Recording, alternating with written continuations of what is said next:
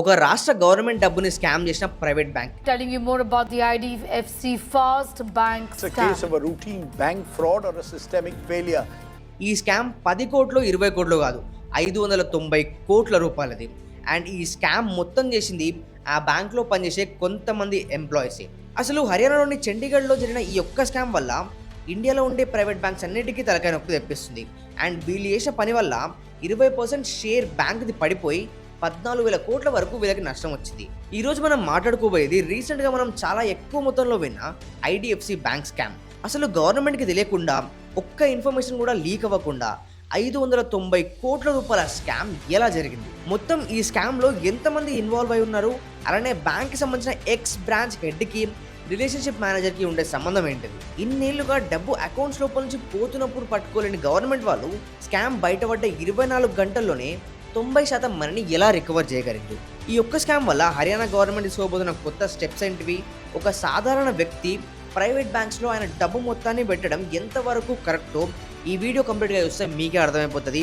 Video ఇన్ఫర్మేటివ్గా అనిపిస్తే like చేసి subscribe చేసుకొని మన ఛానల్ 1 మిలియన్ టార్గెట్ హిట్ చేయడానికి సపోర్ట్ చేయండి. సో ఇంకెందుకు ఆలస్యం, let start the video. Haryana government వాళ్ళకి హెచ్డిఎఫ్సి బ్యాంక్లో స్కామ్ జరుగుతుంది అన్న విషయం ఎలా బయటపడ్డది?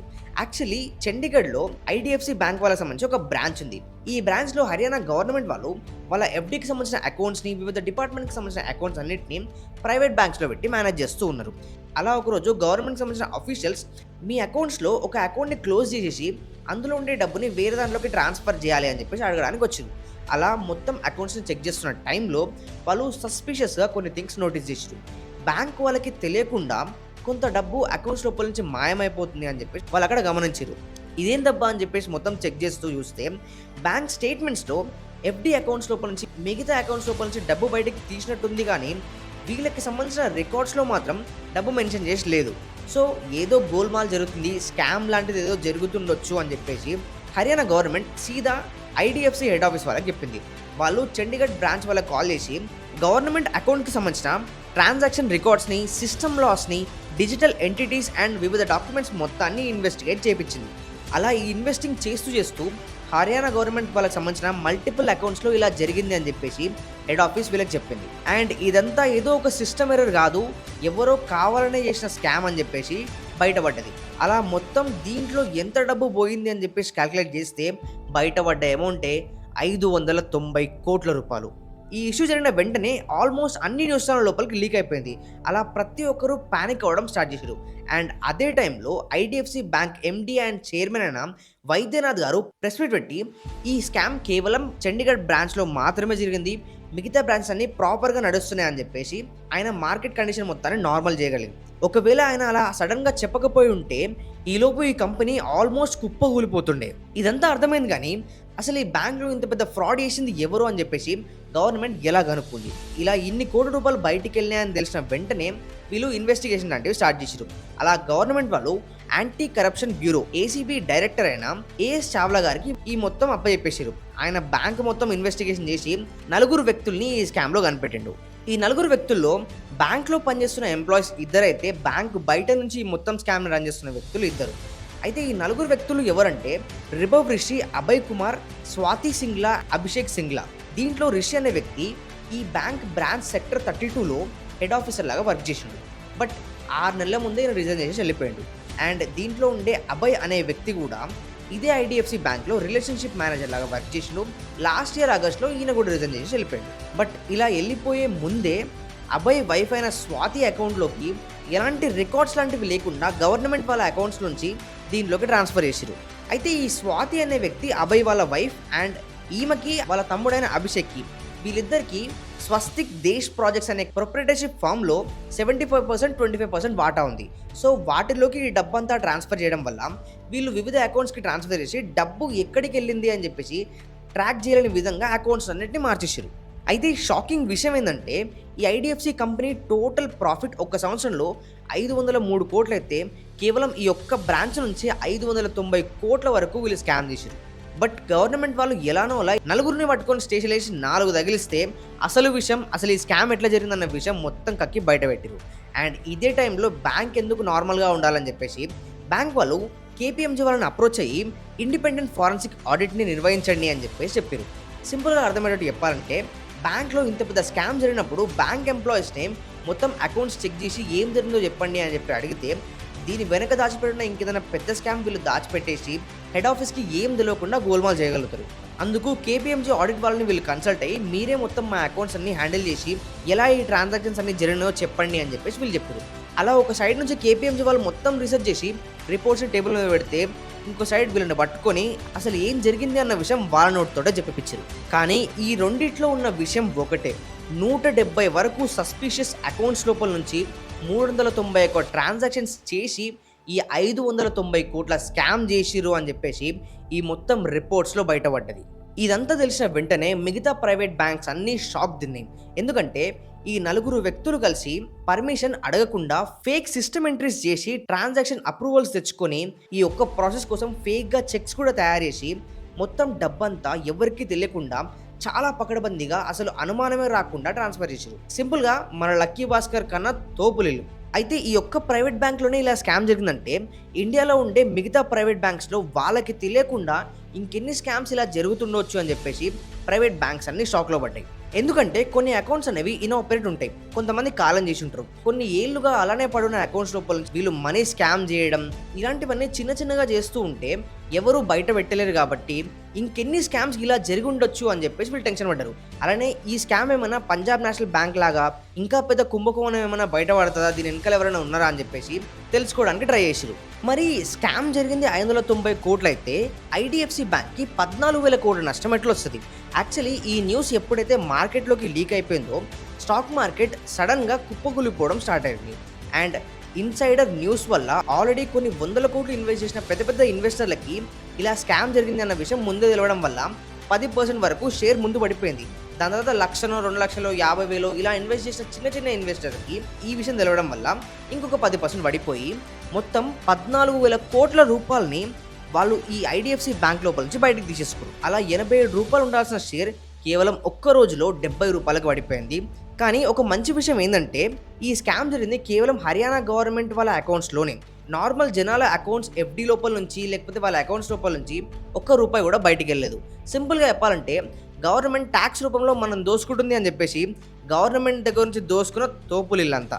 కానీ మనం ఇక్కడ అర్థం చేసుకోవాల్సిన ఇంకొక మెయిన్ విషయం ఏంటంటే ఈ 170 సస్పిషియస్ అకౌంట్స్ ఏవైతే ఉన్నాయో దాంట్లో కొంతమంది రియల్ ఎస్టేట్ వాళ్ళ అకౌంట్స్ ఉండడంతో పాటు 4 ఐఏఎస్ ఆఫీసర్ల అకౌంట్స్ కూడా ఉన్నాయి.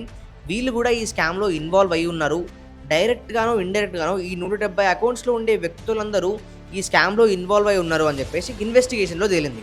అండ్ ఈ స్కామ్లో ఎవరికి తెలియని ఇంకొక మెయిన్ వ్యక్తి ఇండియా నుంచి బయట దేశానికి వెళ్ళిపోయిండు అని చెప్పేసి కూడా కొన్ని రూమర్స్ అయితే దీంట్లో వినిపిస్తున్నాయి. కానీ ఇక్కడ మనం అర్థం చేసుకోవాల్సిన ఇంకొక విషయం ఏంటంటే ఇన్నేళ్ళ నుంచి హర్యానా గవర్నమెంట్ అకౌంట్స్ లోపల నుంచి స్కామ్ జరుగుతుంది. ఆ విషయం వాళ్ళకి తెలియని కూడా తెలియలేదు.